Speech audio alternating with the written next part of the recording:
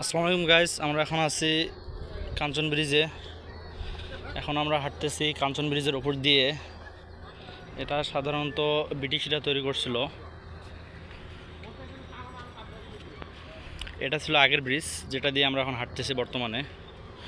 আর এই সাইডে যেটা দেখতেছেন, এটা হচ্ছে নতুন তৈরি করছে। এটা এটা হাসিনা সরকার থাকা অবস্থায় এটা তৈরি করছিল। আর এটা হচ্ছে আগের ব্রিজ। আর এই জায়গাটা এখন বর্তমানে একটা দর্শনার্থী স্থান হয়ে গেছে। এখন মানুষ তাদের অবসর সময় এগুলোতে ঘোরাঘুরি করে, আসার সময় কাটায়। আর জায়গাটাও অনেক সুন্দর, আর নদীর উপরে তো আরও বেশি সুন্দর।